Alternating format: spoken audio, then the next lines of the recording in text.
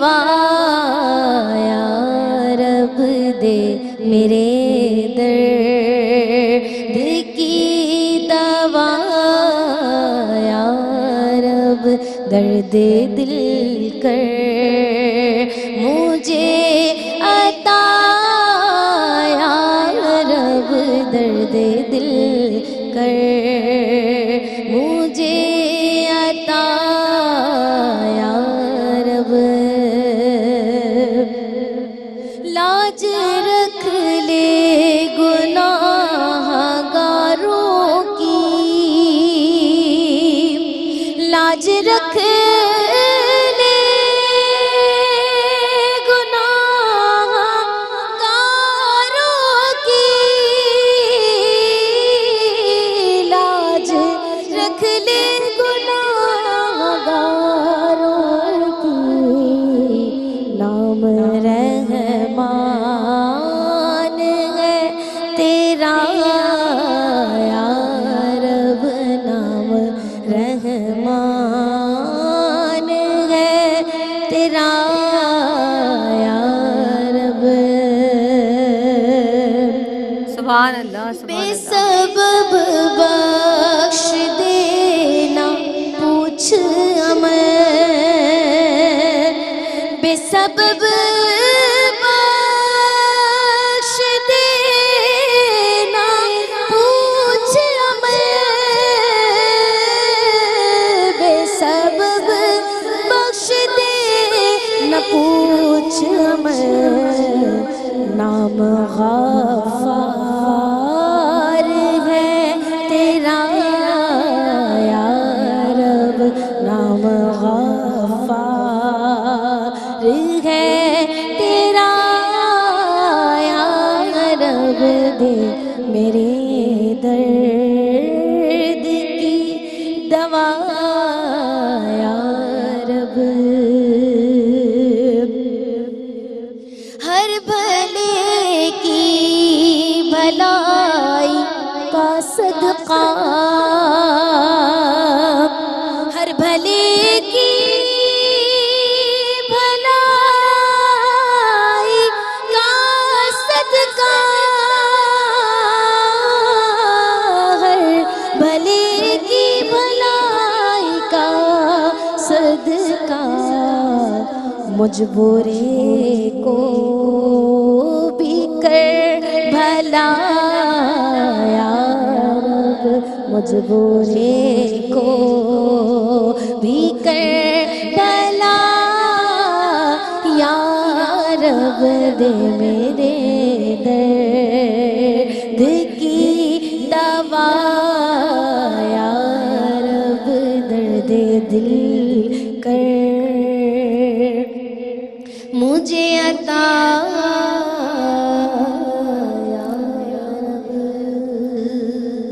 ماشاء اللہ سبحان اللہ اللہ کے پیارے پیارے ناموں سے اس بابرکت نشست کا آغاز ہوا چاہتا ہے اور ماشاء اللہ بہت خوبصورت حمد باری تعالیٰ سعدیہ آپ نے پیش کی ہم اللہ رب العزت کے بابرکت نام سے آغاز کر لیتی ہوں اپنی جانب سے کہ اعوذ باللہ من الشیطان الرجیم بسم اللہ الرحمن الرحیم اللہم صلی علی سیدنا و مولانا محمد وعلی آل سیدنا و مولانا محمد وبارک وسلم وصلو علیہ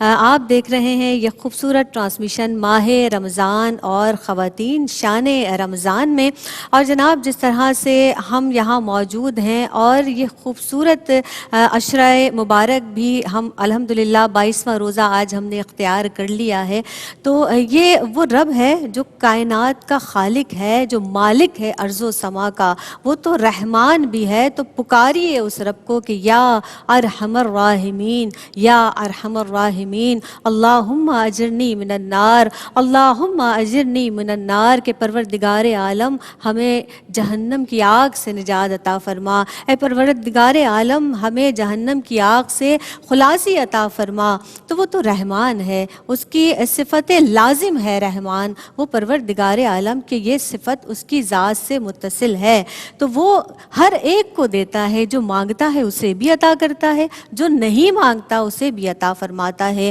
وہ کافر کو بھی دیتا ہے، وہ مومن کو بھی عطا فرماتا ہے۔ اور جو مومن ہے اس کا کیا فرض ہے، یعنی وہ خاص و خاص بندہ بن جائے اس رب کا۔ انسان کی معراج یہی ہے کہ وہ اس رب کا خاص و خاص بندہ بن جائے اور اس رب سے ایسے جڑ جائے، ایسے وابستہ ہو جائے کہ اگر اس پر کوئی آزمائش آتی ہے تو پھر اس کا ایمان ڈگمگا نہ جائے، ہر آزمائش میں پورا اترے۔ رحمان یعنی عباد الرحمن کی جو خصوصیات ہیں قرآن مجید فرقان حمید میں بیان کی گئی ہیں سورہ فرقان میں، اور آج الحمدللہ ہم سورہ فرقان کی روشنی میں عباد الرحمن کی خصوصیات کے تعلق سے بات کریں گے۔ مہمان شخصیات رونق افروز ہیں، جلفہ افروز ہیں ہمارے اس سیٹ پر۔ جیسا کہ ماشاءاللہ آپ جانتے ہی ہیں ایک بہت ہی علمی خزانہ ہے ان کے اندر موجود، اور بہت آسان انداز سے ہم تک اپنے علم کو پہنچا دیتی ہیں۔ ڈاکٹر زنیرہ عنبر صاحبہ موجود ہیں، مل کر ویلکم کرتے ہیں۔ السلام علیکم ورحمۃ اللہ وبرکاتہ۔ وعلیکم السلام ورحمۃ مزاج اللہ بخیر ہیں وبرکاتہ۔ آپ کے، اور ان کے ساتھ یہاں جو شخصیت تشریف رکھتی ہیں ماشاءاللہ جداگانہ ایک انداز ہے ان کا، اور علوم دینیا پر ایک گہری نظر رکھتی ہیں، ارم ضیاء صاحبہ ہمارے ساتھ موجود ہیں، ویلکم کرتے ہیں۔ السلام علیکم ورحمۃ اللہ وبرکاتہ۔ وعلیکم السلام۔ اور جس طرح سے آغاز ہوا حمد باری تعالیٰ سے، سعدیہ عدیل ہمارے ساتھ موجود ہیں، آپ کو بھی خوش آمدید کہتے ہیں اور بہت دعائیں بھی ہیں آپ کے لیے۔ عباد الرحمن کی خصوصیات کے تعلق سے ڈاکٹر صاحبہ، اور جیسا کہ میں نے عرض کیا کہ خصوصی طور پر سورہ فرقان کی روشنی میں، اب سب سے پہلی جو سورہ فرقان میں عباد الرحمن کی خصوصیت ہے وہ ہے کہ وہ زمین پر آہستہ چلتے ہیں، کیا فرمائیں گی؟ بسم اللہ الرحمن الرحیم۔ عباد الرحمن الذین یمشون علی الارض ہونا،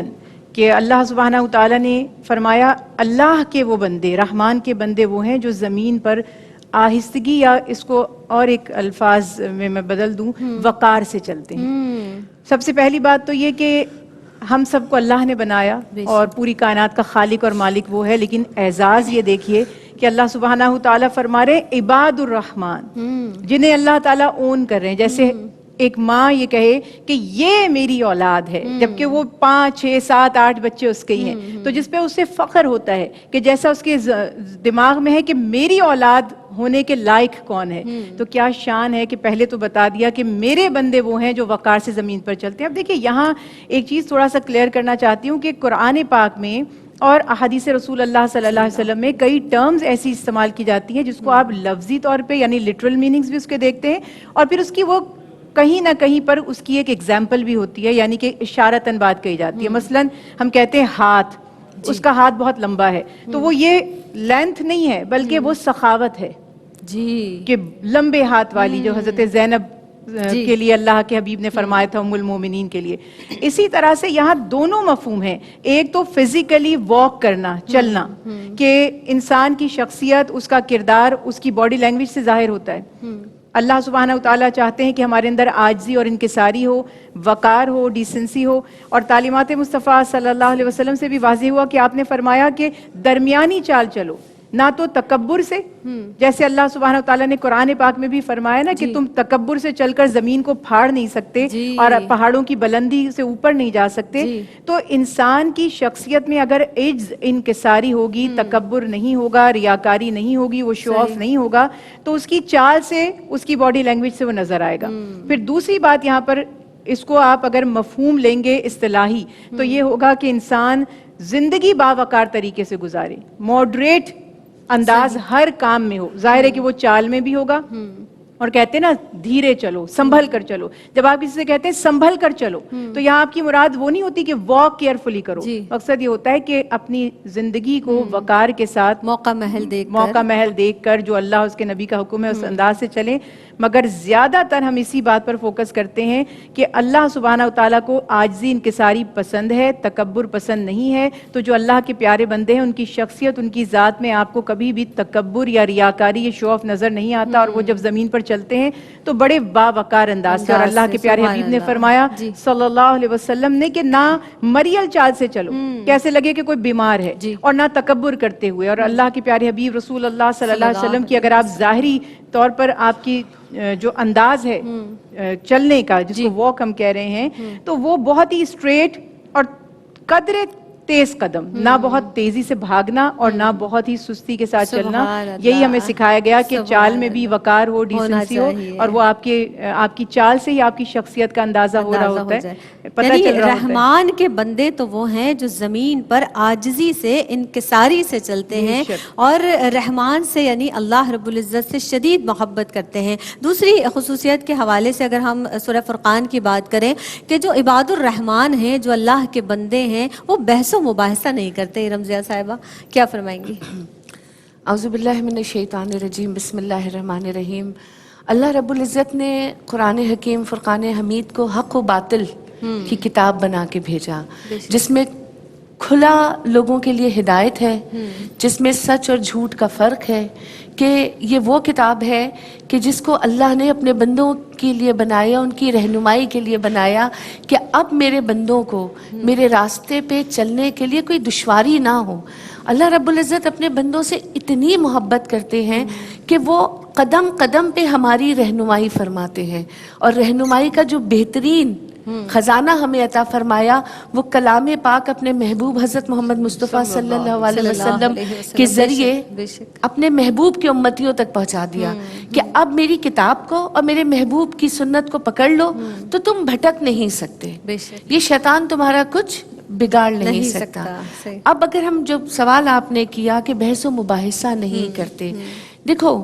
अल्लाह रब्बुल इज़्ज़त जाहिल का जवाब देने वालों को पसंद नहीं करते, क्योंकि जो जाहिल होते हैं वो हमेशा आपसे वो बात करते हैं जो आपको या तो तैश में लाएंगे जी, या फिर आपको उस रास्ते से हटाने की कोशिश करेंगे जिस नेक रास्ते के ऊपर आप चल रहे होंगे, या फिर उनकी कोशिश ये होगी कि आपका एक अच्छा काम जो आप कर रहे हैं वो पूरा ना हो पाए, तो वो कहीं ना कहीं आपको पिन करते रहेंगे, आपको इन्वॉल्व करते रहेंगे, क्योंकि बहस करना एक शैतानी सिफत है कि वो आपको राह हक से हटाती है। तो अल्लाह रब्बुल इज़्ज़त चाहते हैं कि जब तुम बात करो तो अच्छी बात करो, जब तुम्हारे मुंह से कोई बात निकले तो हक की बात निकले, और दूसरों से बहस करने से बेहतर है कि तुम वहाँ खामोशी इख्तियार कर लो या उनको सलामत रहने का कह के अपनी राह बदल लो। आलू सलामा कहे। सरकार अलैहिस्सलाम ने भी फरमाया कि जब अगर इवन हम रोजे की हालत में हैं कि जब कोई तुमसे झगड़ा कर रहा हो, अच्छा बहस का भी देखो एंड क्या होता है, 99.9% एक झगड़े की सूरत इख्तियार कर लेता है। सरकार अलैहिस्सलाम ने भी फरमाया कि जब तुम रोजे से हो और झगड़ा हो रहा हो तो वहां पे ये उसे बता दो कि मैं रोजे से हूँ, कि तुम उस काम में मत पड़ो। तो बहस करना, क्योंकि आप उस बहस में क्या होता है, आप चीखते हैं, और अल्लाह रब्बुल इज़्ज़त को ऊंची आवाजें पसंद नहीं है, आप गुस्से में आ जाते हैं, बिल्कुल में आ तो जाते हैं। अल्लाह के बंदे जो हैं उनकी नजरें भी नीची रहती हैं, उनकी आवाजें भी नीची रहती हैं, वो धीमा बोलते हैं, वो लोगों को बात समझाने की कोशिश करते हैं, और ये अल्लाह ने अपने ही बंदों को हुक्म दिया कि जहां आप ये समझ रहे हैं कि अब वो समझ नहीं रहे तो आप अपना रास्ता बदल लें। अल्लाह अकबर, किस कदर खूबसूरत राह दिखाई है दीन इस्लाम ने। हम कहते हैं ना कि हक और बातिल की तकसीम है, उसमें फ़र्क करने की वाली किताब है, और हर छोटी से छोटी और बड़ी से बड़ी बात की तालीम इस कलाम रब्बानी में मौजूद है। एक वक्फे पर जाना है, अपने लबों को जिक्र से तर रखिए, हम आते हैं। उम्मीद है सरकार कदमों में बुलाएंगे,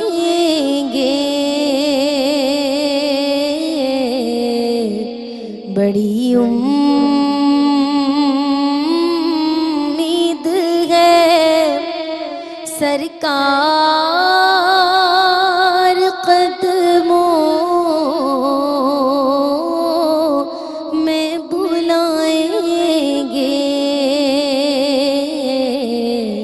करम की जब नजर होगी मदीने, हम भी जाएंगे, करम की फिर नजर होगी मदीने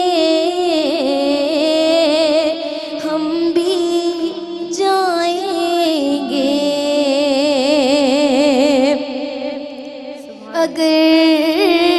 جانا مدینے میں ہوا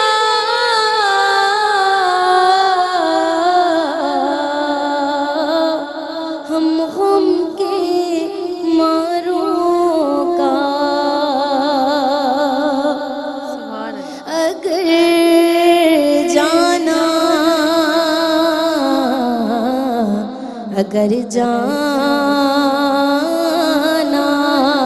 اگر جانا مدینے میں ہوا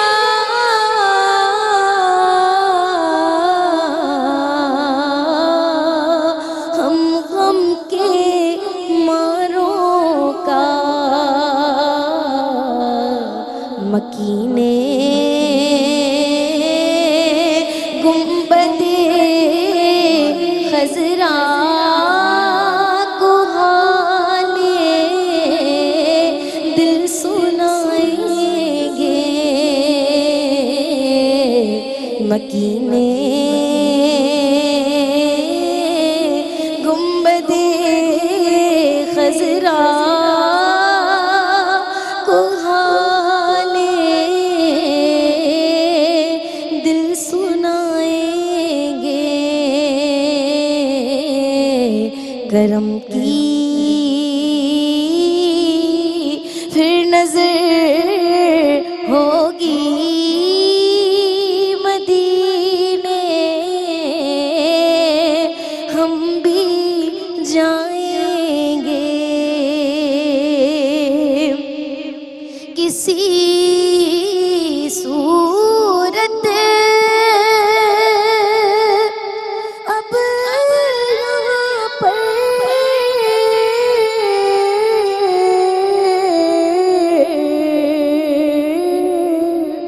دل نہیں لگتا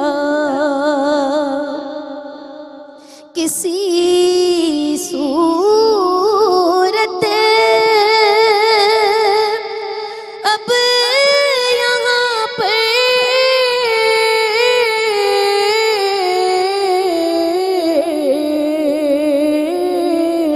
جی نہیں لگتا ہمیں باد صبا لے جا اڑا کر ان کے کوچے میں ہمیں باد صبا لے جا اڑا کر ان کے کوچے میں کرم کی پھر نظر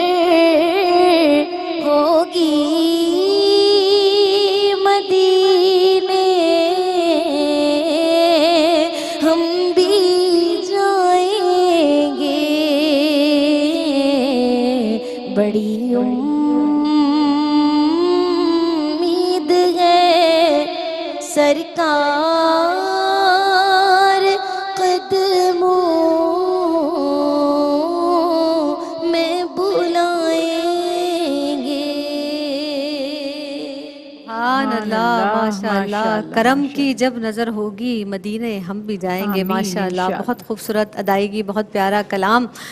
جناب بات ہو رہی ہے عباد الرحمن یعنی اللہ کے جو بندے ہیں جو اللہ کے پسندیدہ بندے ہیں ان کی خصوصیات کے تعلق سے جس طرح سے بات ہوئی کہ وہ زمین پر آہستگی سے چلتے ہیں جب کسی سے بات ہو تو آہستہ گفتگو کرتے ہیں آہستہ کلام کرتے ہیں بحث و مباحثہ نہیں کرتے اب اسی طرح سے اگر ہم اور مزید آگے بڑھتے ہیں اور سورہ فرقان کے ہی تعلق سے زنیرہ صاحبہ کہ وہ رات کی تاریکی میں اللہ کی عبادت کرتے ہیں یعنی ان کے پہلو ان کے بستروں سے جدا رہتے ہیں کیا فرمائیں گے آپ اس تعلق سے والذین یوبتون لربہم سجدا وقیاما کہ اللہ سبحانہ وتعالیٰ نے جو اپنے بندے ہیں عباد الرحمن ہیں ان کا ایک وصف یہ بیان فرمایا کہ وہ اپنی راتیں سجدوں اور قیام میں گزارتے ہیں. دیکھیے پچھلی جو آیات میں ان کے اوصاف بتائے گئے تھے, ہر انسان کی شخصیت کے دو پہلو ہیں نا, ایک اس کی پبلک لائف ہے, سوشل لائف ہے, اور ایک اس کی پرائیویٹ لائف ہے. پہلے بات ہو رہی تھی پبلک لائف کی کہ جب لوگوں سے ان کا واسطہ پڑتا ہے,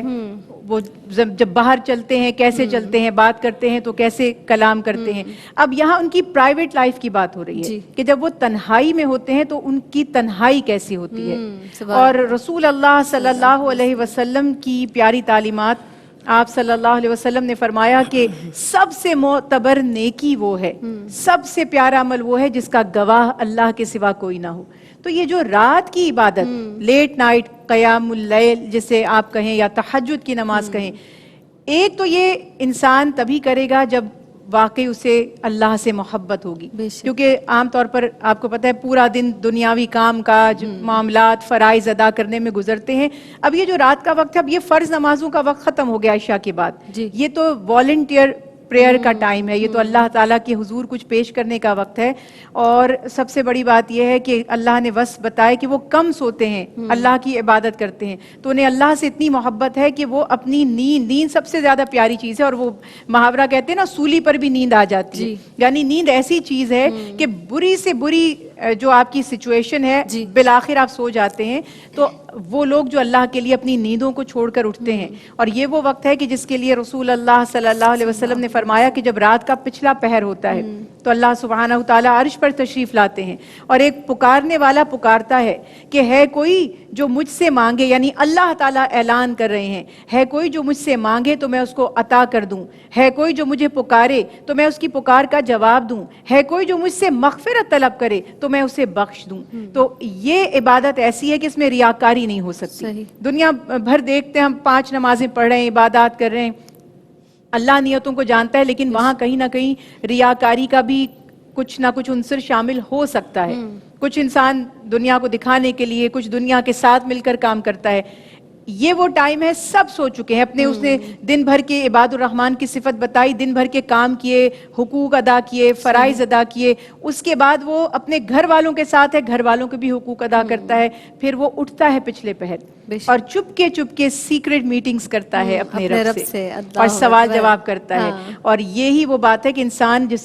اپنی پرائیویٹ باتیں, اپنے سیکریٹس, اپنے بالکل ذاتی مسئلے اسی سے شیئر کرتا ہے جس سے وہ سب سے زیادہ محبت کرتا ہے اور جس کو اپنا خیر خواہ سمجھتا ہے. تو عباد الرحمن کے لیے اللہ کی محبت سے بڑھ کر کسی کی محبت نہیں, وہ اللہ سے بڑھ کر کسی کو اپنا دوست نہیں سمجھتے, وہ اللہ سے بڑھ کر کسی کو اپنا خیر خواہ نہیں سمجھتے. تو بستر چھوڑ کر اٹھتے ہیں اور جا کر اپنا مدعا بیان کرتے ہیں سجدوں کی صورت میں اور قیام کی صورت میں. اور میرے نبی کی پیاری سنت کہ حضرت عائشہ صدیقہ رضی اللہ تعالیٰ عنہ فرماتی ہیں کہ اللہ کے حبیب راتوں کو اتنا طویل قیام فرماتے تھے کہ پاؤں مبارک میں ورم آ جاتا تھا. اور میں عرض کرتی تھی کہ آپ اتنی مشقت کیوں اٹھاتے ہیں, کیا جنت آپ کے لیے لکھی نہیں گئی؟ آپ فرماتے ہیں اے عائشہ کیا اللہ کا شکر گزار نہ بنوں. تو یہی ہمیں سکھایا گیا کہ تہجد پہ جس کو توفیق ہو جائے جاگنے کی,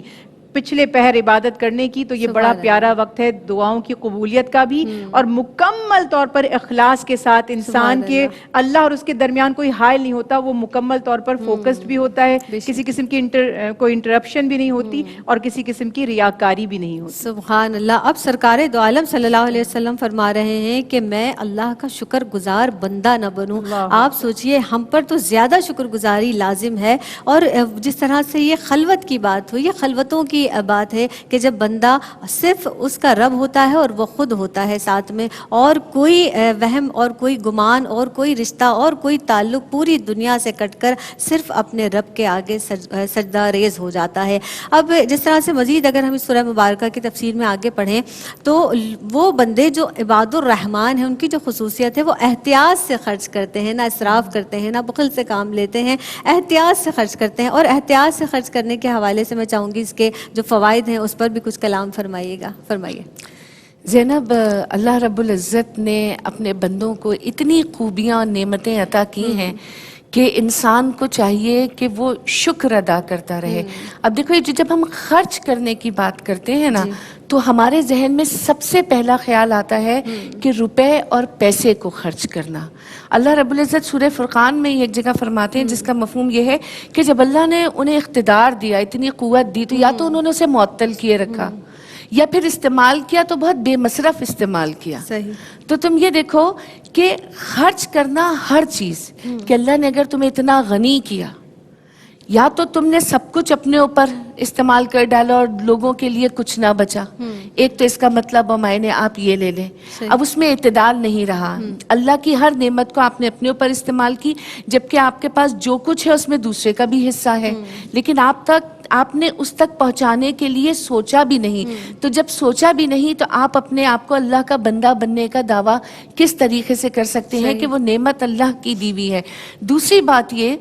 کہ اگر آپ با اختیار ہیں، آپ کسی کا کام کر سکتے ہیں، کسی کے لیے کوئی نیکی کر سکتے ہیں، لیکن آپ اسے صرف اپنی حد تک رکھیں یا ان کے ساتھ کریں جن سے آپ کے فائدے منسوب ہیں، تو بھی آپ اس کو اعتدال کے ساتھ خرچ نہیں کر رہے. آپ میں میانہ روی نہیں ہے. کیونکہ میں اس وقت اس کو صرف براڈ اسپیکٹرم میں اس لیے دیکھ رہی ہوں کہ نا اللہ کی دی ہوئی ہر چیز نعمت ہے اور ہم اسے خرچ کرتے ہیں. علم ہے، اس کو بھی اعتدال سے خرچ کرو، کہ یہ نہیں کہ بس بے موقع محل آپ اس بات کو کیے جا رہے ہیں کہ سننے والا تھک جائے. اس کو دیکھو اور اتنا ہی سناؤ جس کو وہ سن کے سمجھ جائے. پھر جب نعمت ہے تو اس کو اتنا ہی خرچ کرو جتنی اس کی ضرورت ہے، اپنے لیے بھی اور دوسرے کو فائدہ پہنچانے کے لیے. کیونکہ اللہ کے بندے تو وہی ہیں جو اللہ کے بندوں کا خیال رکھتے ہیں، ہر حال میں خیال رکھتے ہیں. ایک روٹی بھی ہوگی تو آدھی دے دیں گے، ایک چادر ہوگی تو 2 حصے کر لیں گے.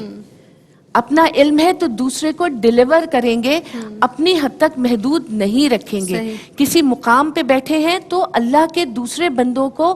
فائدہ پہنچانے کا باعث بنیں گے، صرف اپنے لیے فوائد نہیں لیں گے. تو یہ جو ہمیں میانہ روی کا درس دیا گیا ہے نا، یہ ہر چیز کے لیے ہے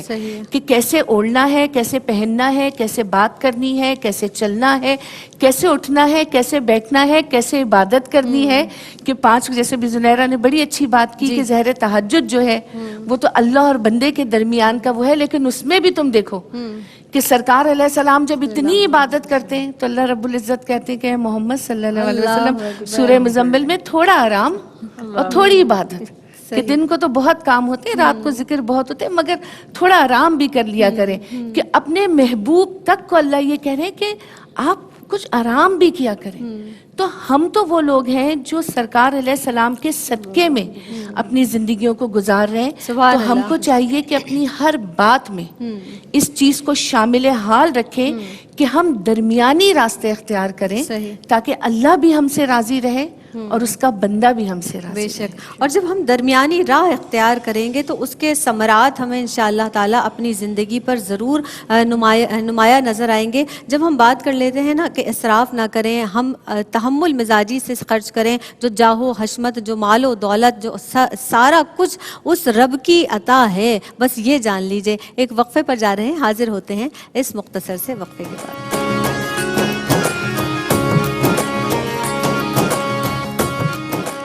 السلام علیکم ورحمۃ اللہ وبرکاتہ. ماہ رمضان اور خواتین کے اس پروگرام میں ایک مرتبہ پھر آپ سب کا خیر مقدم ہے. جناب آج بہت ہی خوبصورت عنوان پر گفتگو کی جا رہی ہے، یعنی عباد الرحمن کی خصوصیات، کہ اللہ کے جو بندے ہیں جن سے اللہ محبت کرتا ہے، جو اللہ سے محبت کرتے ہیں، ان کی خصوصیات کیا ہیں. جس طرح سے ہم نے بات کی کہ وہ زمین پر آہستگی سے چلتے ہیں، وہ لوگوں سے بحث و مباحثہ نہیں کرتے. اب آگے بڑھ کر جب ہم سورہ فرقان کی تفسیر پڑھتے ہیں تو اس میں یہ ہے کہ رسول اللہ صلی اللہ علیہ وسلم جب کسی سے بیعت فرماتے تھے، جس کو کسی سے بیعت لیا کرتے تھے، تو اس میں 3 چیزیں بہت زیادہ ضروری تھیں. یعنی کہ آپ نے بیعت لی ہے کہ شرک نہیں کریں، یعنی اللہ کے علاوہ کسی کو اپنا معبود نہیں ماننا ہے، زنا نہیں کرنا ہے، اور اس کے ساتھ ساتھ جناب جو ہم نے یہ پڑھا اس حوالے سے کہ جناب اس کے جو ثمرات ہیں وہ بھی پھر بہت زیادہ ہمیں اپنی اپنی زندگی پر نظر آتے ہیں. اب ہم زنیرہ صاحبہ موجود ہیں, ہم یہ ضرور ان سے پوچھیں گے کہ عباد الرحمن کی جو خصوصیت اگر سورہ فرقان کی روشنی میں ہم پڑھتے ہیں, وہ جو عباد الرحمن ہیں, جو اللہ کے بندے ہیں, وہ شرک نہیں کرتے ہیں. اس تعلق سے میں چاہوں گی آپ ارشاد جی اللہ سبحانہ وتعالی ارشاد فرمانے والذین لا یدعون مع اللہ الہا آخر, کہ اللہ کے وہ بندے, ان کا عقیدہ, ان کا عمل, ان کا رویہ یہ ہے کہ وہ اللہ کے ساتھ کسی کو نہیں پکارتے الہا آخرہ, یعنی کسی دوسرے معبود کو, کا مطلب کسی دوسرے کو معبود سمجھ کر نہیں پکارتے, کسی دوسرے کو مالک مختار سمجھ کر نہیں پکارتے. ان کے نزدیک ان کی عبدیت, ان کی غلامی کا جو محور ہے وہ صرف اور صرف ان کا معبود اللہ سبحانہ وتعالی ہے. وہ اسی کے احکامات پورے کرتے ہیں, اسی سے محبت کرتے ہیں, اسی کی اطاعت کرتے ہیں, اسی سے ڈرتے ہیں, اسی کی رضا کی فکر کرتے ہیں. جیسا بھی آپ نے بھی فرمایا ہے کہ شرک یعنی اللہ کے ساتھ کسی اور کو اپنے نفع یا نقصان میں حصہ دار سمجھنا, یا معاذ اللہ کسی اور سے ایسی امیدیں رکھنا جو اللہ سے رکھنی چاہیے تھیں, تو وہ شرک کہلاتا ہے. اور اللہ سبحانہ وتعالیٰ کے تمام انبیاء علیہم السلام جو سب سے پہلا پیغام اپنی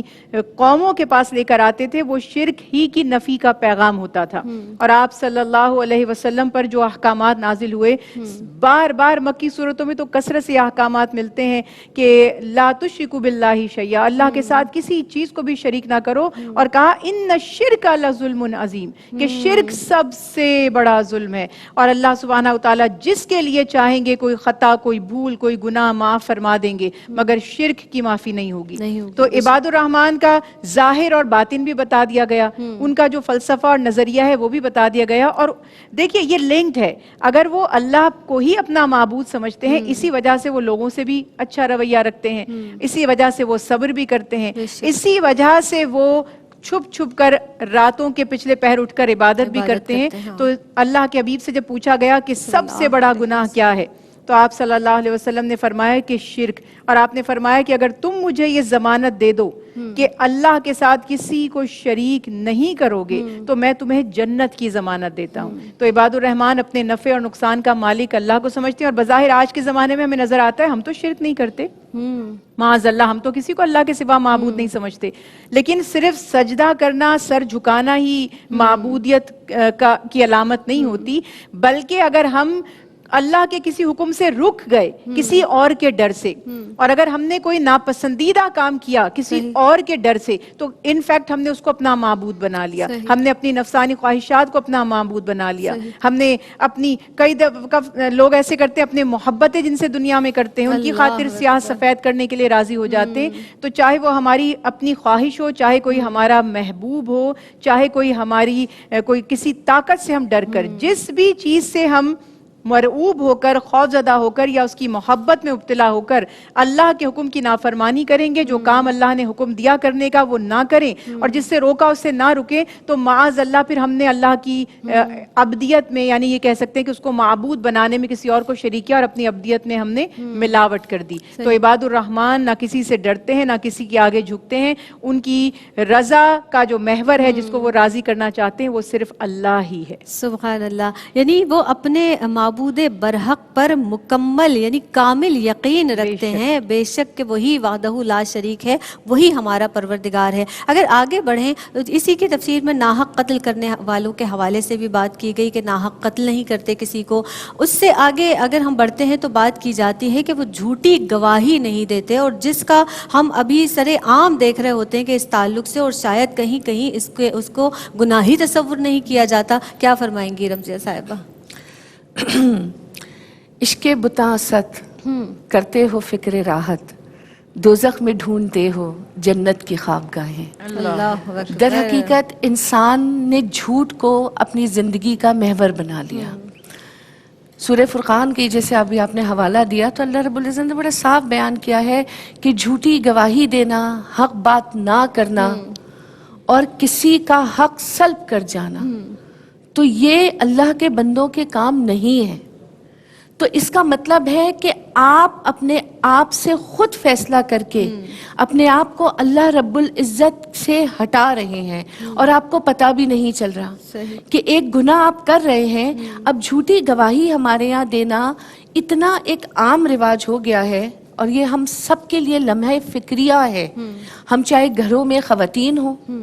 ہم مائیں ہوں, ہم اکثر مطلب دیکھو بہت چھوٹی چیز سے شروع کرتے ہیں نا. اگر ایک بیٹا اپنے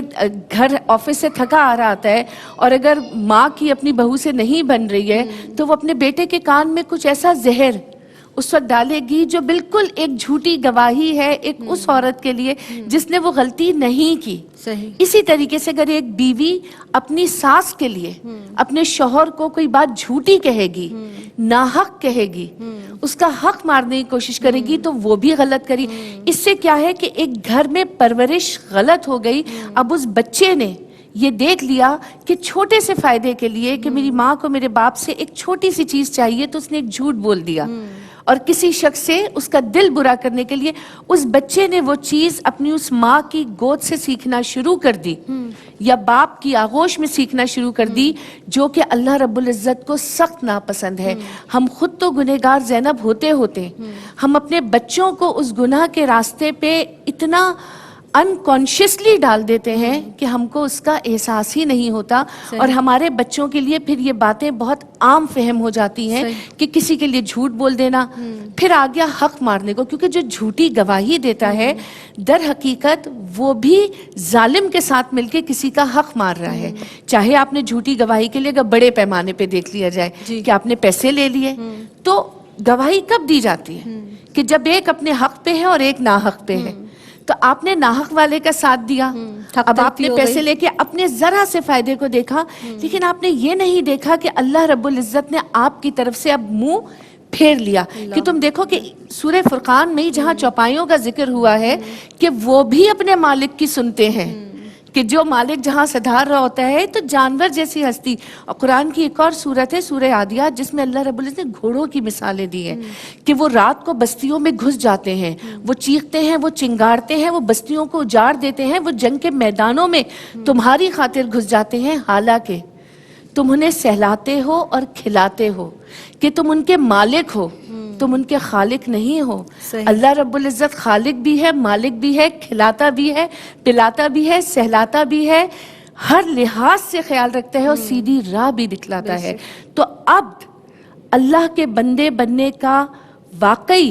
ہر انسان کا طرح امتیاز یہ ہونا چاہیے کہ بڑی بڑی چیزوں کو چھوڑ کے پہلے ان چھوٹی چھوٹی چیزوں سے اپنے گھر سے شروعات کرے, تاکہ آپ کا بچہ اس چیز کو نارملائز نہ کرے اور زندگی میں وہ گناہ عظیم اس سے سرزد نہ ہو. صحیح, بے شک. یعنی ہم اگر ہمارا دھیان جھوٹی گواہی کے تعلق سے صرف عدلیہ کی طرف جاتا ہے کہ شاید وہاں پر یہ بات زیادہ ہے. اب یہ دیکھ لیجئے کہ ہم اگر یہ بات سوچیں کہ جھوٹی گواہی جو دے رہا ہے اور جو اس کے ساتھ خاموش ہے, جو خاموش ہے وہ بھی نیم رضامندی والا معاملہ ہے, اور وہ بھی اس گناہ میں برابر کا شریک ہے جو ساتھ میں خاموش ہے. تو اس تعلق سے بھی بہت زیادہ دیکھنے کی ضرورت ہے. بہت ساری چھوٹی چھوٹی چیزیں ہیں جو ہم ان کو چھوٹا سمجھتے ہیں, در حقیقت یہ چھوٹی بات نہیں ہے. یہ ملکی سطح پر بھی پھر گھریلو سطح پر بھی ایک بہت بڑا محاذ بھی کھڑا کر سکتی ہے. میں چاہوں گی آپ کی جانب سے ڈاکٹر زنیرہ عنبر صاحبہ کوئی میسیج ہماری بہنوں کو دینا چاہیں. میسج یہی ہے کہ جو ہمارا رب ہے, خالق ہے, مالک ہے, میں نے شروع میں بھی عرض کی کہ وہ خود جن کو پسند فرما رہا ہے, تو ہم یہ دیکھیں گے کہ اللہ کے پسندیدہ بندے کون سے ہیں, ہم کس طرح سے اللہ کے قریب ہو سکتے ہیں, اس کی رحمت پا سکتے ہیں. وہ عباد الرحمن کہا گیا. سب سے پہلا تو ان کے لیے انعام یہی ہے کہ اللہ سبحانہ و تعالیٰ ان کو اون کر رہے ہیں, یہ میرے بندے ہیں. جبکہ کافر کو بھی پیدا اللہ نے کیا, خالق یعنی اللہ تعالیٰ ہی ہیں. پھر یہاں پہ ان کے صبر کا جو صلہ سورہ فرقان میں بیان کیا گیا نا, کہ صبر ان کو نیکی کرنے کے لیے بھی چاہیے تھا, صبر ان کو گناہ سے بچنے کے لیے بھی چاہیے تھا, اور صبر راتوں کو نیندوں کو توڑ کر اپنے نرم گرم پیارے سے بستر سے اٹھ کر اللہ کی عبادت کے لیے بھی چاہیے تھا. تو جس میں یہ صبر اور یہ وصف پیدا ہو جائے تو اس کی دنیا بھی سنور جائے گی انشاءاللہ, اور آخرت بھی ضرور کامیاب ہو جائے گی. آپ کی آمد کا بہت شکریہ ادا کرتے ہیں ڈاکٹر زنیرہ عنبر صاحبہ. آپ تشریف لاتی ہیں. ارم ضیاء صاحبہ آپ تشریف لاتی ہیں. ماشاءاللہ بہت خوبصورت گفتگو آپ کی جانب سے چلی گئی, اور میں چاہوں گی کہ کوئی ایک لائن کا میسج بھی آپ ہماری بہنوں کو دے دیجئے. زینب, میں صرف اتنا کہنا چاہوں گی تمام بہنوں کو کہ آج ہم نے اللہ کے بندوں کا ذکر کیا ہے, تو آج وقت نکال کے سورہ فرقان کیا ترجمہ اور تفسیر ضرور پڑھیے, اور یہ ضرور سوچیں کہ اللہ کے بندوں کی جو اللہ تعالیٰ نے وصف بیان کیے ہیں آپ کے اندر کون سا موجود ہے اور جو موجود نہیں ہے. آج سے کیونکہ یہ نجات کا اشرا بھی ہے، کوشش کریں اللہ سے معافی مانگ کے صحیح اسے اپنے اندر پیدا کرنے کی کوشش سبحان کریں۔ اللہ سبحان اللہ۔ سعدیہ آپ تشریف لاتی ہیں، آپ کی آمد کا بہت شکریہ۔ آپ بھی کے پڑھے ہوئے کلام پر انشاءاللہ تعالی اختتام کریں گے جو اس وقت آپ یہاں پڑھیں گی۔ بس آخر میں صرف اتنا ضرور کہنا چاہوں گی کہ وہ پروردگار عالم کہتا ہے، فرماتا ہے انی قریب، وہ بہت قریب ہے، یعنی وہ شے رگ سے بھی زیادہ قریب ہے۔ تو بس یہ سوچئے کہ جب ہم کوئی بھی عمل کریں تو ہمارے ہر عمل کو وہ رب کائنات دیکھ رہا ہے۔ مجھے دیجیے گا اجازت، فی امان اللہ۔ ساڈی ول سونیا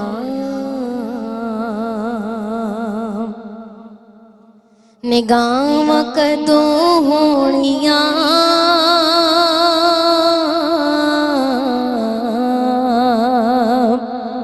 ساڈی ول سونیا نگاہاں کدوں ہونیاں دسو منظور ہے دسو منظور ہے دعاواں کدوں ہونیاں ساڈی ول سونیا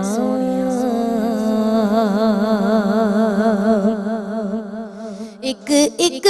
زرے وچ رکھیاں شفاواں نے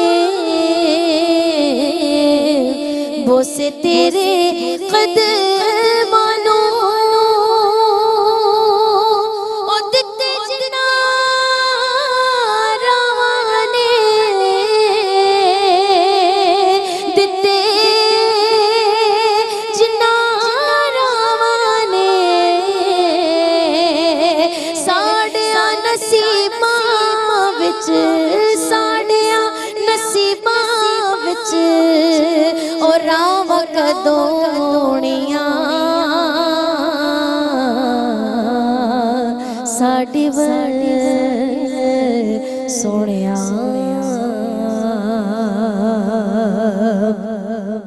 تکھیاں جدایاں دیاں تپاں دل ساڑیاں اینی گل دس دے مینوں خدائی دیا لاڑیاں خدائی دیا لاڑیاں تپاں کدوں مکڑیاں تپاں کدوں مکڑیاں تے چھاواں کدوں ہونیاں ساڈی ول سونیا رو رو ساری